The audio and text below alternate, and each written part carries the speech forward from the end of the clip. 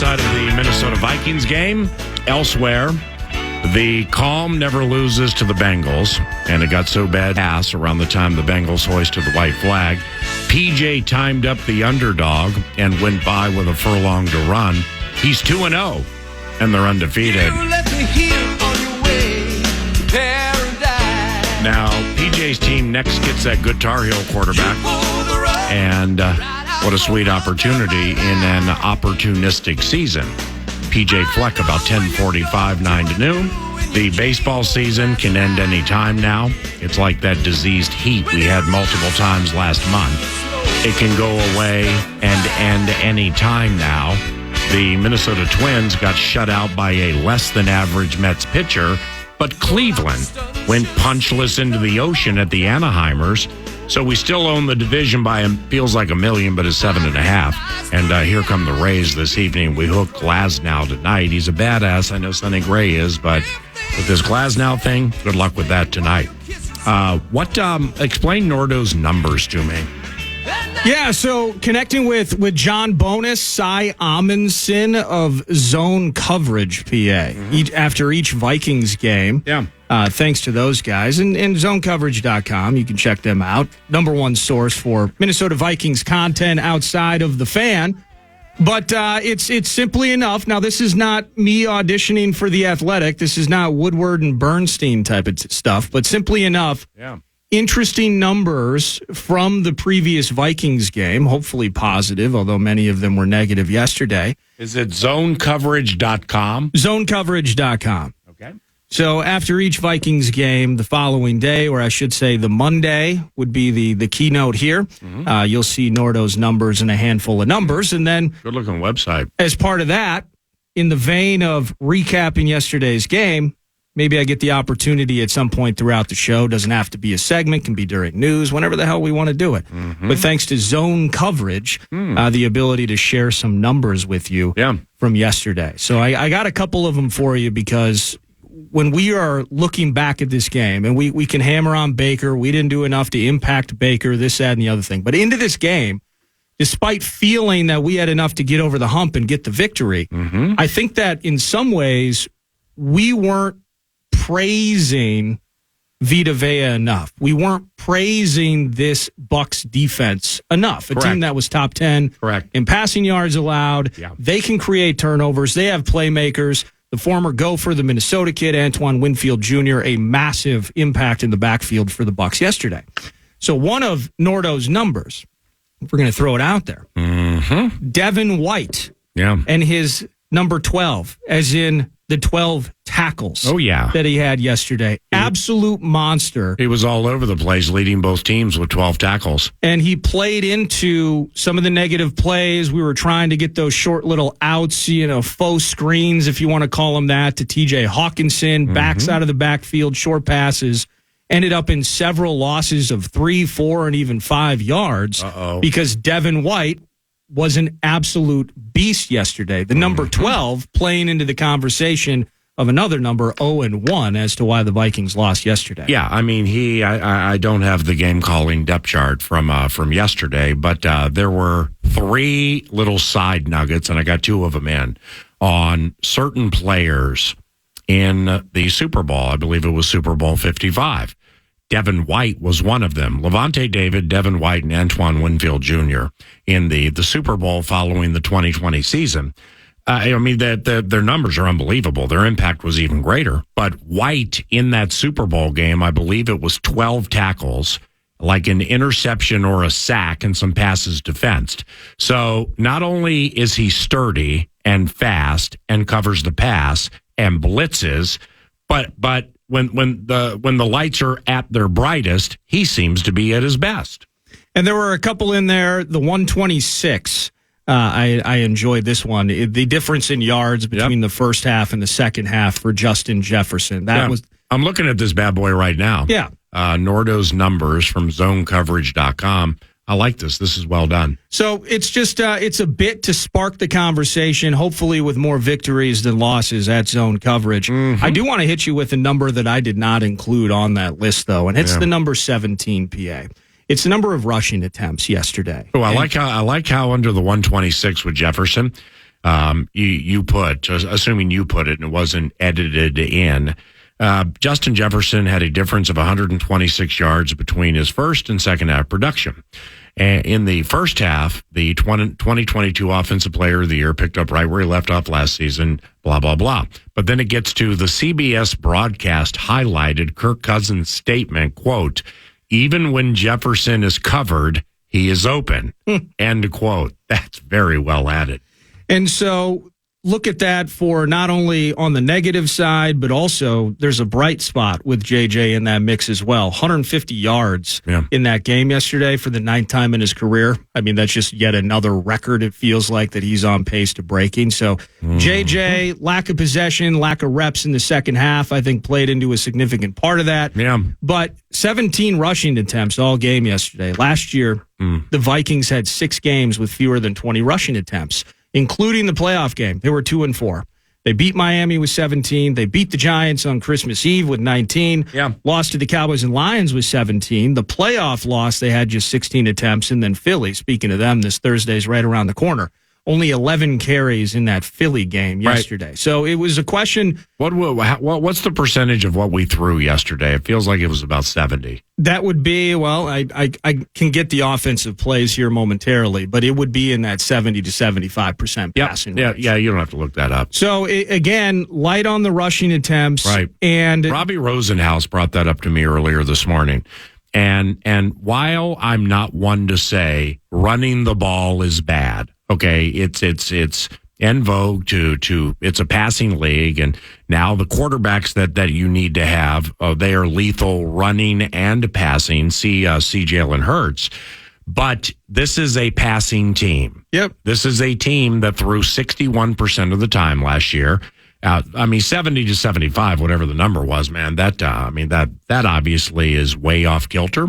But nevertheless, it's not necessarily getting it to a close to a 50-50 for me. Right. It's what you do with it when you do run. I agree with you. And I want to, later today, I'm going to go back through our first downs and just see what the situation was on first down to put you into what down and distance on second down.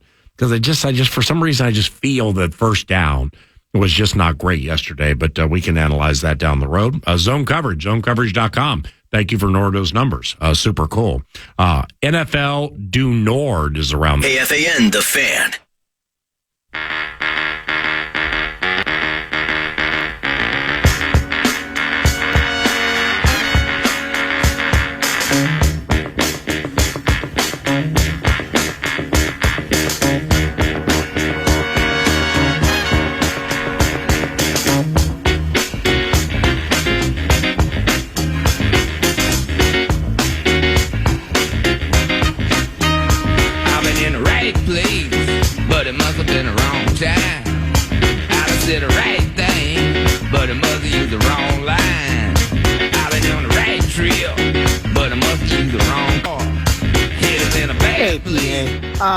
I know it's one game, but the offensive line is a question mark again. And I watched games like the Cowboys last night, and I watched the Packers yesterday. Now, I know the Packers, they pretty much are set. They got the same guys. But the Cowboys just seem to reload. Why can't we get decent offensive linemen here? Talkbacks with the free iHeartRadio app. You just hit that microphone, give us your best 30 seconds, and we'll play them throughout the day, 9 to noon. Here's another one. Wait a second. He asked a question. Darisaw and O'Neal, I firmly believe, are two with whom you can win a lot of games and have won a lot of games. Don't forget, Bradbury went down very early in the game. All right, so Garrett may be an undersized center as they go center by center by center by center. But when they run screens and when they run zone-type runs and plays, it's, let's just put it this way, Schlottman and Bradbury are dramatically different. They're just dramatically different players. So that didn't help. Ingram had problems yesterday, but I still stick by what I said up to the season. I do believe Ed will eventually be dramatically better than he was last year. So one game does not a season make. And I saw the play where he punched the ball out of Cousins' hands, and that was one of the forced fumbles, or one of the fumble recoveries for the Bucs. Yeah, I understand that, and that's obviously not preferred. But let's continue with the interior of this offensive line and overall with the offensive line, and just see how it develops into what is a massive season for the offensive line. Darrisaw's looking to get paid. O'Neal got paid and also is coming off an injury. And Bradbury, there was a time that some people didn't think he'd be back with the squad, and he is, as were Cleveland. I'm not exactly sure how he played yesterday, and they drafted Ingram in the second round. So when you draft somebody in the second round, they're supposed to count year after year after year. And what was shared last year, you draw a line through it now because it was last year. But last year, no matter if he got trucked, no matter if he made a mistake, and it was visible to even the casual eye, when you play every single play of every single game and you make every single practice, as a rookie offensive lineman, that's a win. So Ingram won last year, but the details of it require improvement. Well, now playing every game and making every practice, that's not going to be a year two win. It'll be nice and it'll be of aid to the Minnesota Moving Company, but the gauntlet continues with Jordan Davis and Jalen Carter, Fletcher Cox, Brandon Graham when they move him inside. They got this Milton cat who's really, really strong. And then the week after that, you get the Chargers. That should be a breather, at least from the inside, because the gauntlet they faced last year with Dexter Lawrence twice, Quinnen Williams once, DeForest Buckner. The Cowboys had a beefeater who gave us trouble. Assuming Chris Jones is not playing in that Kansas City game, it's different this year. And you started off with probably the best you're going to see all year in Vita Vea. One more talk back, and then we'll jump into Sizzle or Fizzle. Sunday, Sizzle. We'll figure out a name at some point, but here's another talk back. Hey, PA Nordo, love the show. Listening this morning, the rust thing seems like it's totally a thing, but ask the Steelers, 5 for 5 on preseason drives with their starters, 5 drives, 5 touchdowns. Didn't seem to help them much yesterday, so maybe it's a case-by-case basis. Got to know your players, right? Yeah, okay. There's no response to that.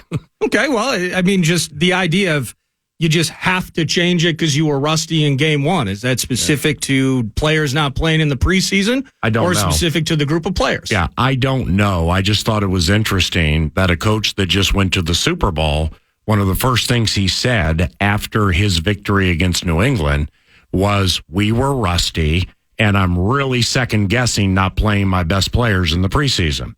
So whether that segues here, I don't know. Yeah. KOC's mentor, Sean McVay, I'm not exactly sure if he followed through with it, but he was pretty prominent, within the last month and change, saying that I'm going to play some of my players in the preseason that I generally don't play.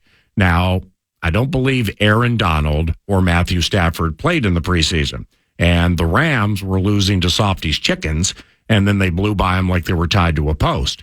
So it is an individualistic situation, but there were facets of the Vikings offense that were rusty. I could just tell they were just rusty. The Eagles, from what I watched, they were incredibly rusty. And honestly, I think they were bored, where they recognized, we've got 16 of these left. We're really good. We're probably going to win 12 or 13. Can we just get to the divisional round? But unlike the Eagles made mistakes at the end of the game that would cost 7.5 out of 10 teams the game. But they reverted to their dominance, and they reverted to truly being one of the 4 best teams in the NFL, and they won the game. The Vikings made mistakes that cost them the game, but they didn't revert to any form of dominance to win the game. They lost the game. I find that to be an interesting dichotomy between 2 National Football Conference teams. Sizzle or Fizzle, brought to you by Northern Fire Grilling and Barbecue Supply. Northern Fire Grilling and Barbecue Supply brings you some Sunday sizzling. Now, we're just enduring this 20-17 loss, and I'm going to get to a fizzler for the Purple yesterday, or a sizzler, I should say. Positive things to look ahead to. We'll get to some NFL-wide bits, and then kind of an NFL due north as we recap some scores. But NorthernFireBBQ.com is the website to go to, off Shady Oak, just north of 62 in Minnetonka. All your favorite grill-related needs, 150-plus rubs and sauces, NorthernFireBBQ.com. Sizzle or Fizzle. I'm saying this guy yesterday, PA, was sizzling in his debut for the Purple. Minnesota 0-4 on third down. Cousins shotgun four-man rush. Kirk straight drop. He fades. Man wide open. Caught. Touchdown! Jordan Addison, welcome to the National Football League. How about that, PA? His NFL debut, big conversation from the feast, and in many weeks prior to that is how quickly would a kid that's looked the part mostly throughout camp, he did get some preseason reps, by the way, so maybe that's why there was no rust for Jordan Addison yesterday. 6 targets, 4 catches, 61 yards. Okay, well, that's not as hefty as the $150 that JJ put on the board. But that touchdown, the routes he was running, I think he was very game in his first action in the NFL. So I'm saying that Jordan Addison, albeit in a loss, was absolutely sizzling in his first pro game yesterday. And I think it's going to get better against the Eagles because I remember how Philly treated Justin last year. Fully expect that. Now, Hawkinson wasn't on the team, so we'll see how that changes. But Dalvin was. And the play action with Dalvin, until proven otherwise, is different than it's going to be with the 1-2 that we have right now. I think Addison is going to be an outlet receiver on certain plays where the more comfortable he gets with the speed of this game, the yards after catch are going to be quite big for Jordan. Now, he averaged 14.8 yards per catch, I believe, last year with USC. The one he caught back right of the end zone, that was a fade. But I think there is yards after catch and the running after catching the ball is where he's really going to make his money. And with the way Philadelphia blitzes and rushes, you're going to need outlets. Now, that's a very high-end defensive staff. Now, they have a lot of change in their secondary, not with their corners. They got Slay and Bradbury back, and that's really good. But the 4 safeties like Epps and Gardner Johnson, they're gone. So Terrell Edmonds is one of them, and they have 3 others. Sidney Jones is part of the mix. So therefore, that's new. So they have to be learning some things on the fly. Be cool to get Jordan in open space against those guys. Sizzle or Fizzle. By Northern Fire Grilling and Barbecue Supply in Minnetonka. Now, I got a lot of sizzling for you, PA, but I must include this because the statistic was so shocking to me in a lopsided loss for a team with big aspirations in 2023. And I'll tell you what, if his Browns have the number on any team, it continues to be this team, the Bengals, as the Browns win it today, 24-3. Nathan? Joe Burrow, 14 of 31. I love Joey B. I love that Bengals offense, but nobody in fantasy football or in reality football were loving what they saw yesterday. Joe Burrow, 14 of 31, just 82 passing yards, 2.6 per attempt. That's ugly. Sacked a couple of times, a QB rating of 52.2, and that plays into, again, I mentioned the fantasy world that we live in. Charch was seething all day, you know that. Jamar Chase, limited day for him. He had 5 catches for 39 yards. T. Higgins, 8 targets, 0 catches. Love the Bengals. Did not love what I saw fizzling from Cincinnati. Your guy Stefanski knows how to beat those kiddies. How many quarterback hits did you say the Vikings had on Baker Mayfield? They had 2. In the entire game? Yes. Zadarius Smith hit Joe Burrow 4 times. Oh my gosh. Above average at that. Stefanski doesn't lose to the Bengals. Is Zadarius going to do that in week 12, though? That's the question and Jim Schwartz, by the way, the new DC. Who do they play week 12? Why, I have no idea, but I know there was a significant precipitous drop-off for a number 5-5 in Minnesota a year ago. Yeah, so I don't know. was ready to go for us in the border battle a year ago. Will he be that way in late November or December? We'll see. But Jim Schwartz had that Browns defense cooking. And Myles Garrett had a sack. Yeah, so they got a couple of sacks. They got Zadarius with 4 hits, which means he was just rushing the bleep out of the quarterback. And outside of one time, I think last year, Stefanski doesn't lose to the Cincinnati Bengals. So it's like, when Brad Childress took the job here in 2006, in paraphrasing, he basically said that, we're sailing ashore and we're burning our boats, which is a metaphor that we ain't going anywhere. Kevin may not have said anything like that, even though he worked with Brad for many years, and he's metaphorically sound. But he recognizes Cincinnati and Cleveland are both in the state of Ohio. So beating the in-state rival basically every single time is pretty good for the fan base, especially with Ethel and those in families who grew up Bengals fans and Browns fans. 24-3. Wow, another one of those early game unders. Sizzle or fizzle. A lot of points, a lot of yards, and a victory for the kids from South Beach. They have a 3rd and goal at the 5-yard line. Going in. Flips it to the corner, and it's caught! Tyreek Hill, touchdown! Who else can you beat in a game? My gosh. Tyreek Hill, again. What a throw. What a throw by Tua. Sizzle or fizzle. This is really a double feature, PA, because Tyreek Hill goes 11 catches, 215 yards, a couple of TDs yesterday.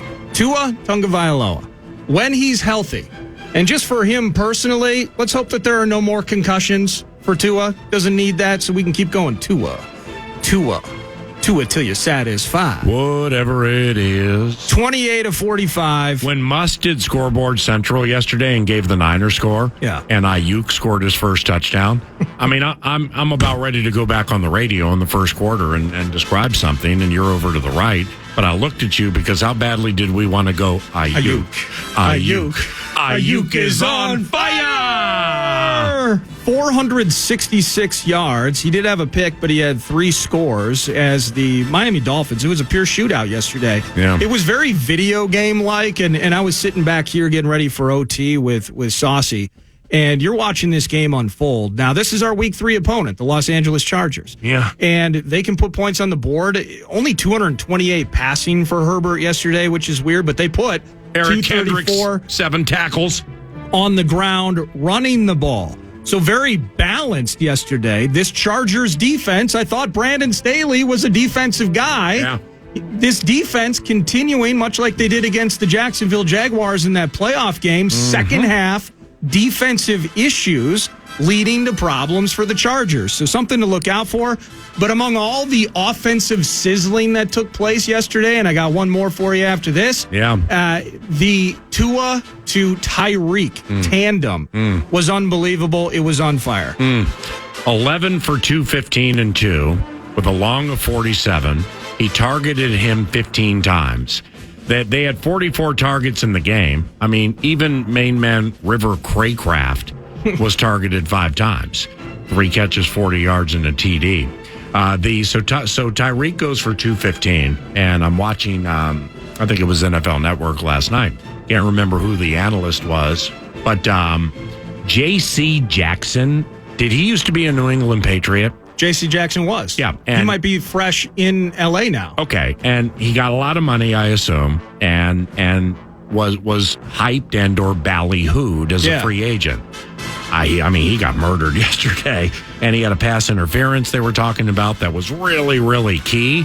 And I can't remember who the analyst was, but they were just like, Tua was just like, he was like, where's J.C. Jackson? And let's go at him every single time. Yeah. I mean, they put J.C. Jackson, I guess, on just an awful game yesterday. They did. And it still goes to, and you could tell me if I'm wrong, I'm still going back to the last Patriots free agent defensive player that went on and had a great career somewhere else. It's got to be Chandler Jones. I can't think of another Patriots defensive player that has gone on and made hay post-Belichick. Well, Trey Flowers had moments. With the Seahawks or Lions? With rather. Detroit. Yeah, but I can't. I mean, no, that's not. I mean, that's good at best and not consistent. So I think you're onto something there. Sizzle or Fizzle? Sizzle or Fizzle. Who provides Sizzle or Fizzle? Northern Fire Grilling and Barbecue Supply. Two of my favorite people on the planet, John and Aaron, whether it's barbecue classes, it's barbecue materials. They got the meats, elite meats at Northern Fire. Check them out at Minnetonka, northernfirebbq.com. These guys feel like the favorites in the NFC after they traveled all the way to Western Pennsylvania and dominated. Stretch run coming left to McCaffrey. Stays play side, breaks a tackle, 45. Blocked from Ayuk down the sideline, 30. Cuts back inside 20. Still inbounds down the sideline. Diving for the end zone. Touchdown! CMC! Now I gotta find this KMBR. It's Greg Papa. I have to play. Let's see if he does it. I don't know if he does it. We'll see. Second down 11 on the Steeler 19. This is the 9th play of the drive. Greg. Purdy out of the shotgun. You know we're listening. Looks right the whole way and throws for Ayuk. Well covered. Caught by Brandon Ayuk anyway. Touchdown! San Francisco. Ayuk is really on fire. He did it. All right, can you find a second touchdown? That was his second touchdown. Yeah. I wonder what they did with the first. Oh, I bet you they did it with the first, and then with the second, Ayuk is really on fire. Well, we're about to find out, PA, because Sizzler and Fizzlin, sometimes in the Vox box, you're sizzling too, and Greg Papa's always hot. Kittle is left. Purdy going to take. Play action, and McCaffrey looks left, throws for the end zone. Wide open. Brandon Ayuk. Touchdown. He can't help himself. He's setting it up. Do it. San Francisco. Let's start the fire right now, baby. Ayuk is on fire. You're going early. Yeah, we don't. Ayuk is on fire. We don't need no Christian. Let them burn. They needed Christian McCaffrey, and they got a lot out of him yesterday. 22 carries, $152, and that touchdown. Brock Purdy, though, from the highlight I played. Well, this is the key to victory for them. Yeah, is if you're going to run for $188. Wow. Brock Purdy can just be efficient, throw for 220. Yeah. Don't make huge mistakes. He did take 3 sacks in the game yesterday. Yeah. But he's not giving the ball away. They bakered their way to victory. They could do this with Baker Mayfield, I believe. I just am astounded. They drafted Trey Lance and traded what they traded to get him. Yeah. Because if you need caretaker quarterback like Jimmy Garoppolo or Brock Purdy or Sam Darnold, who I believe would work well in this offense, Trey, when you drafted Trey because he had some dynamic to him, right? Running outside the pocket, hose for an arm, and played a lot of games. But I'm just flabbergasted at how much. How about this? How much they gave up to get Trey Lance. It didn't work. They trade DeForest Buckner to find some money. Yeah. And despite all of that, they're still really, really, really good. And it was part of an absolute beatdown yesterday, 30-7 that they put on the Steelers. Very fresh start for the Niners. And we'll kind of wrap up. That's Sizzle or Fizzle, by the way, brought to you by Northern Fire Grilling and Barbecue Supply. We love focusing on the sizzling more so than the fizzling. Joe Burrow made me do it. But thank you, Northern Fire BBQ.com, the website, for bringing us Sunday sizzling. And I want to end with this. Yeah. As bad as yesterday's game was, how much of the Sunday night game did you watch? And Micah Parsons, that pass rush, the O-line issues the Giants were having, picture the amount of cash that was recently put into Daniel Jones's pocket. Yeah. We're still bitter over the playoff loss last year, but they do what they did. They kind of mess around with Saquon Barkley's money, and they go out there and they get smacked 40 to rip. Well, here's your answer. Is I watched it until it was 20-something to 0. And with a Thursday game and no real desire to do the game calling depth chart on a plane flight or when I get to the Fighting City of Philadelphia, the Eagles offense, what do you want to know? I mean, I had it on in the background, but I can tell you A.J. Brown's 0 for 2 passing in his career. 7 catches, 79 yards at New England. He had 1,496 yards and 11 touchdowns in his first year with Philly. I mentioned Jalen Hurts earlier. Dallas Goedert had 1 target and 0 catches against New England. Did you know Devontae Smith is a 2-time national champion with Alabama? 13 touchdowns in 17 regular season games. And what really is strange to me, well, Rashad Penny was inactive. DeAndre Swift, 25 touchdowns in 40 games with Detroit. DeAndre Swift and his ballyhoo debut with Philadelphia, 1 run, 3 yards, 1 reception, 0 yards. Yeah. So that was surprising to me, but this Nick Sirianni nugget that I dug up last night just blows me away. Oh, by the way, the Eagles held the Patriots to 76 rushing yards with an 11 long. Hey. So Kevin O'Connell in his first year, Nick Sirianni heading into his third year.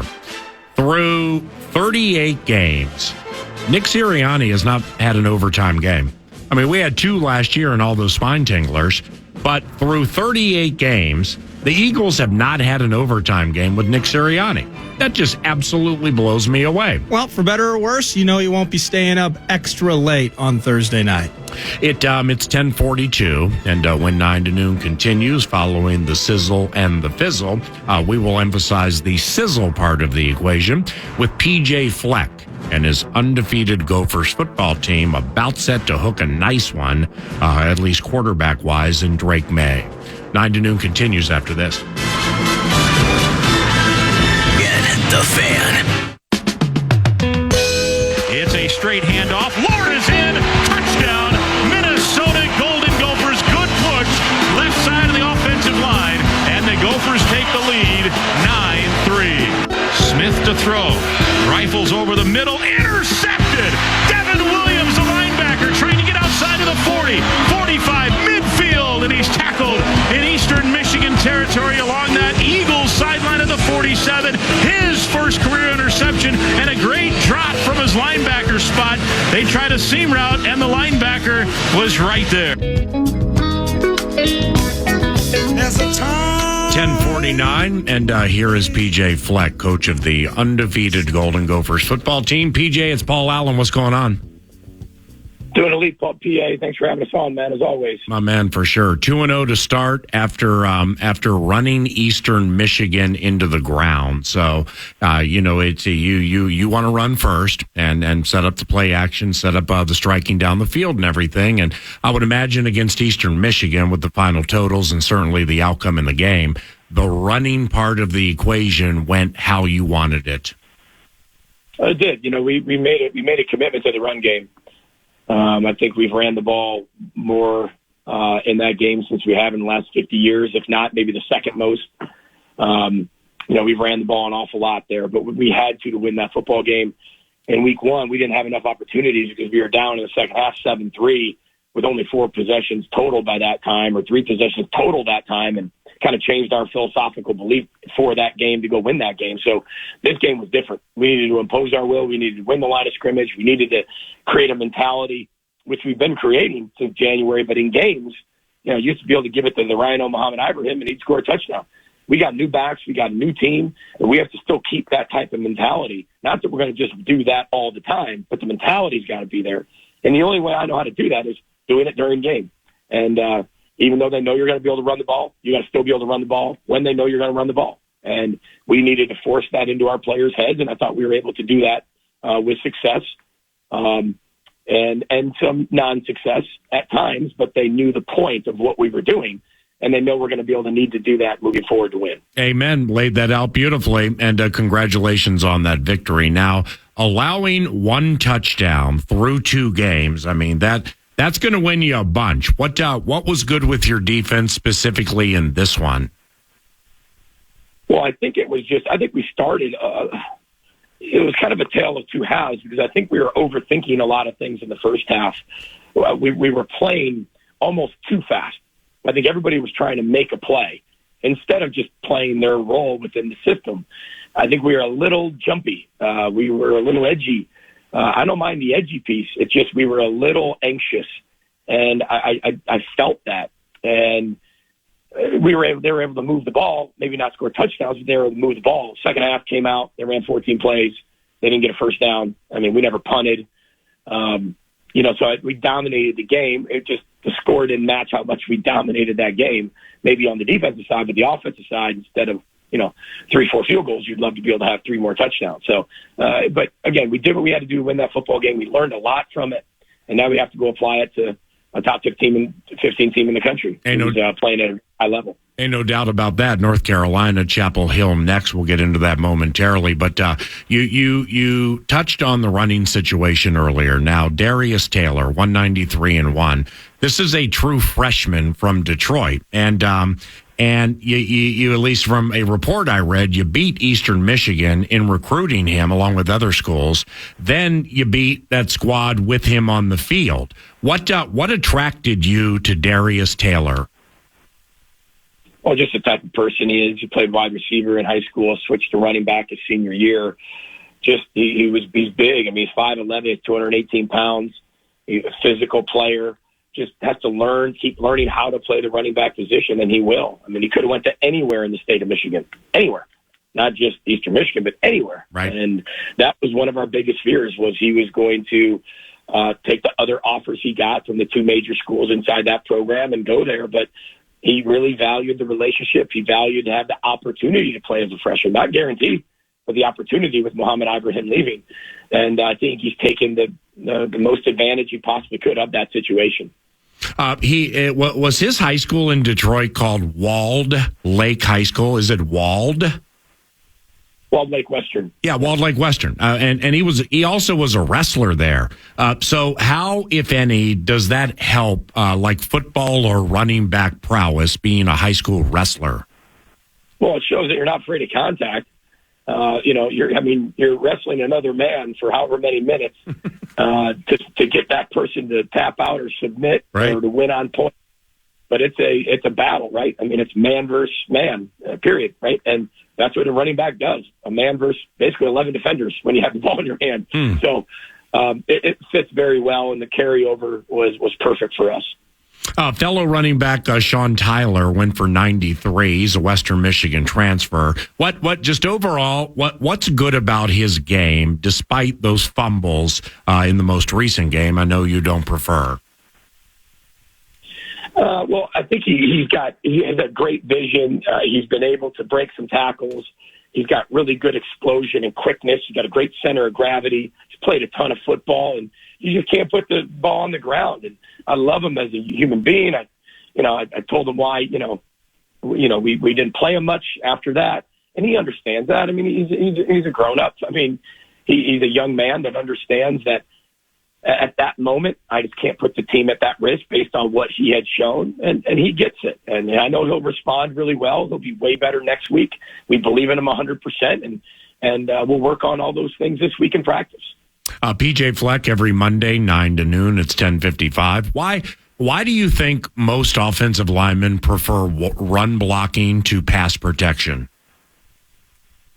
Well, I think that you got to be able to do it all, right? But I think that especially for linemen that we recruit here, I mean, our pass pro is really physical, the way we pass pro. It's not just the slide right, slide left. I mean, we don't do just all that stuff, and we do true NFL protections. But I think in the run game, I mean, you want to be able to impose your will. That's why we recruit guys up front that love contact, love the physicality and the violence of the game. I mean, it's not a normal game.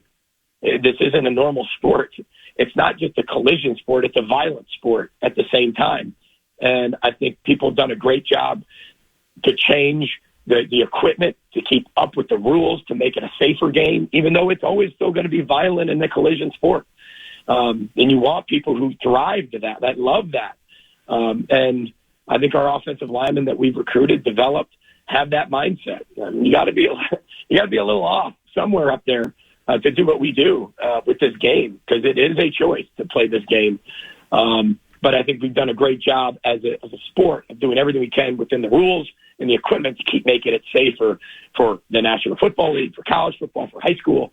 But looking up front, I mean, it is violent. You want to look for people who play that way. Now, with special teams, the kicker is terrific, and you blocked a punt. Chanhassen's Eli Mao, Woodbury's Joey Gerlach almost scored on it. I mean, that's a cool Minnesota connection right there for special teams coordinator Rob Wenger, I believe is how you say it. Special teams, man, that came up nice. But 50 runs for 290 yards. You just talked about the offensive line, and there will be, with the recruits, and even like Carroll here for his second year, there will be game-by-game improvement. But from Nebraska to Eastern Michigan, with that offensive line, what was most conspicuous with the improvement?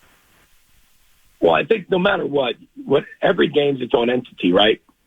So what you're going to do is just like the National Football League. I mean, there's a new opponent next week coming up for the Vikings. There's a new opponent coming up for the Gophers. We've got to do what we have to do to beat that particular football team. Every team presents its own challenges. Every team has their own strengths. And that's why you spend, the 80 hours a week we spend game planning to put the best plan together to put our players in the best position. Sometimes it works better than others. They're coached too. They have their own game plans to trump what you're going to do. They have their own sideline adjustments, halftime adjustments. We do the same thing. Something's got to give, right? And that's why it's so hard to sustain that success.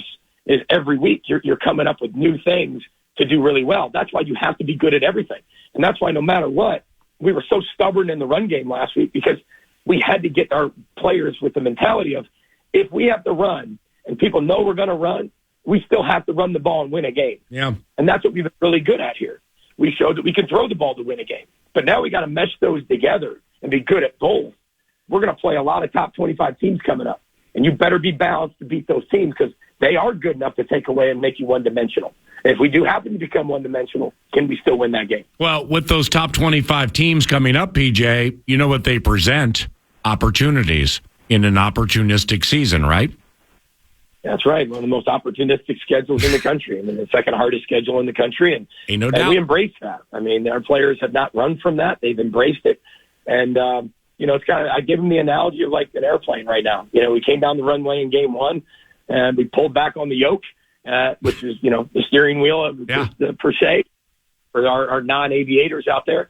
And then game two was like, okay, well, you get up in the air. Now we're in the air. Okay, so now we got to find smooth air here. The higher you go, you get smooth air. You can burn less fuel. You can be more efficient. You got to stay down where you got to get out of the turbulence. And there's a lot of turbulence ahead, and we got to find a way to navigate our way through that. So I'm sure everybody will appreciate a non-boat analogy. Yes. Because I usually give the row the boat one. So okay. there's one for all the aviators out there. Oh, okay. Well, a lot of flight attendants and or pilots listen to this show as they head over to the airport. So Chapel Hill, Drake May, that quarterback. I mean, he could be a top 5 pick in the next draft. He's the human version of what's known as moderate chop, which is a form of turbulence. So Drake May, moderate to severe chop for some. I bet your defense is already fired up to face him. Well, we're just excited to play another game. Anytime you get a chance to play against some of the most elite players in the country, you get really excited because we feel like we got pretty good players too. And one thing I love about this team is they love challenges. And ever since January, PA, we put enormous challenges in front of them. It's been a harder offseason than any season we had the 6 previous years. And that the science backs that up, the data backs it up, the workloads to back that up. Everything we did was a little bit different, a little bit harder because we knew what the schedule was. And like you said, there's going to be lots of turbulence, including this week. There's always really ebbs and flows to a game, high peaks and deep valleys. And how you respond to all those things is going to count. So that's what we're looking forward to. They got a really good quarterback. They got great players everywhere. But we're looking at it as a one-game championship season, like I always say. I've never seen Drake May play a full game. I would imagine that he has a hose for an arm. Like Drake May, just boom, right when you see him on the All-22, what jumps out? Incredibly accurate, very elusive. He's very smooth. He's a better runner than people give him credit for. And he's very good. He is a very, very good athlete, decisive decision maker. Again, I think he throws appropriate advanceable balls, meaning if the ball is where it needs to go through the reads, and it's exactly where it needs to be on that player to advance it. Low on the goal line, high in the back of the end zone. If it's a zone play, it's in the middle of his chest. If he's guys sitting there stationary, the guy's moving, it's on his upfield shoulder, we can keep moving. All those things, I mean, that's what he does really well. And that's why he's probably going to be the first pick in the draft. And in closing here, it just sounds like to me it's a road game against this nice quarterback. Now, they did just give up 500 yards and 34 points to App State, but chewing the clock and dominating that time of possession in a game like this, that's kind of the A topic, isn't it? Well, in this game, I mean, it's going to be interesting. If you can dominate, I always look at I always joke around with Chip Scroggins on this, because we talk about the time of possessions. We don't talk about, I don't say it's a direct correlation to winning, because you can dominate time of possession and still lose the game, because you're dominating in time of possession, but you're not scoring any points. Then all you're doing is making the game go faster and having your butt get kicked quicker, right? Other than that, like, we do love and value time of possession. I do think it's a tie to winning as long as you're scoring. So it doesn't matter whether you win the time of possession or not. But when you look at a score and then you then look at the time of possession, that's the first thing I'll do is, how did that game go? It is a storyteller of how that game went. Tons of points scored, low amount of possession means tons of explosive plays. Yeah. Right? I mean, tons of points scored, lots of time of possession. You dominated the game in the run and pass, and you were probably really efficient on all your situational football, and then vice versa on the other end. So it's going to be interesting how the game looks with the time of possession at the end of this. But we just got to do everything we can to be 1-0 and focus on the things that help us win football games. My man, congratulations on the fast start. Best of luck against a good quarterback, and we'll talk next week, okay? Really appreciate it. Row the boat, Sky Go Gophers, Skull Vikes. Thanks. Indeed. Speaking of those Skull Vikes, Pete Bursich, analyst of Vikings Radio Network, begins the